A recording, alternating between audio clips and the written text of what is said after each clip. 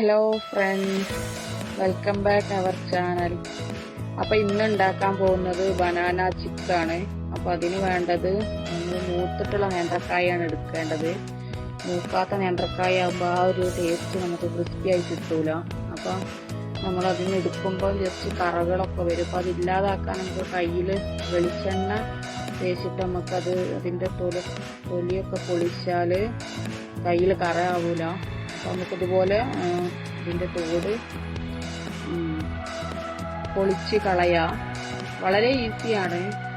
നമ്മളൊരു ഭാഗം ജസ്റ്റ് ഒന്ന് വരഞ്ഞു കൊടുത്താൽ തന്നെ നമുക്ക് ബാക്കി ഭാഗം പൊളിഞ്ഞു പോരും.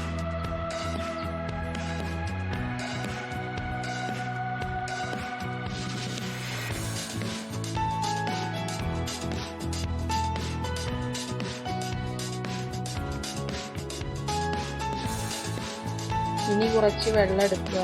അതിലേക്ക് മഞ്ഞൾപ്പൊടി, ഉപ്പ് രണ്ടും മിക്സ് ആക്കിയിട്ട് നല്ലവണ്ണം മിക്സ് ആക്കുക. എന്നിട്ട് അതിലേക്കാണ് നമ്മൾ നേന്ത്രക്കായ സ്ലൈസ് ചെയ്ത് ഇടുന്നത്.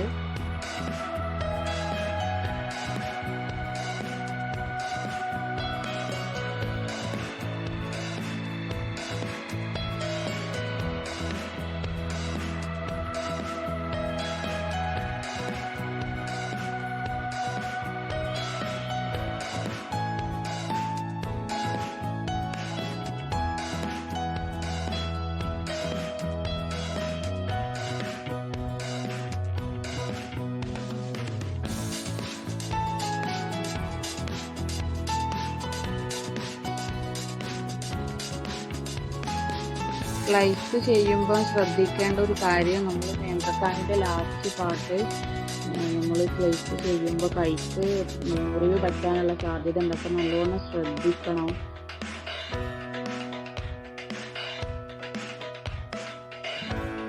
പാൻ വെച്ചിട്ടുണ്ട്.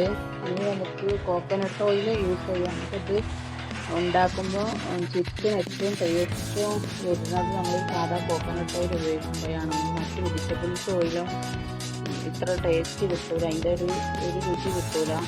പിന്നെ നമുക്ക് ഗ്ലാസ്സിൽ കുറച്ച് ഉപ്പും കുറച്ച് മഞ്ഞൾപ്പൊടിയും മിക്സ് ആക്കിയിട്ട് നമ്മളതിൻ്റെ വറക്കുന്ന ഇടയിൽ കൂടി നമ്മൾ കുറച്ച് ഇട്ടിച്ച് കൊടുക്കണം. അപ്പം അതിന് വേണ്ടി അത് തയ്യാറാക്കുകയാണ്.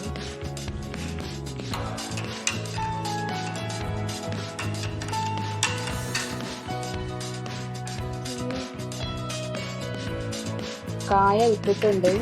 അപ്പോൾ രണ്ട് ഭാഗവും വേകുന്ന രീതിയിൽ നല്ലവണ്ണം ഇളക്കി കൊടുക്കുക.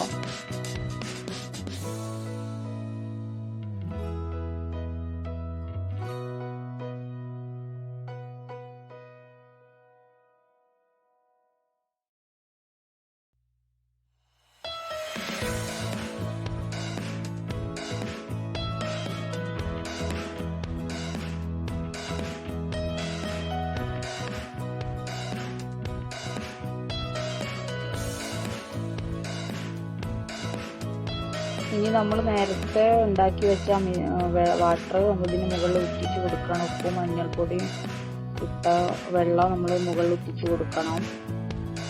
എന്നിട്ട് നല്ലവണ്ണം മിക്സ് ചെയ്യുക.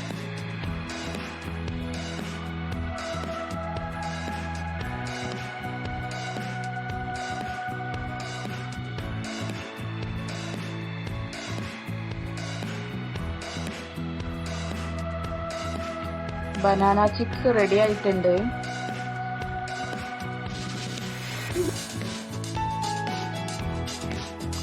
വീഡിയോ ഇഷ്ടപ്പെട്ടാൽ ലൈക്ക് ചെയ്യുക.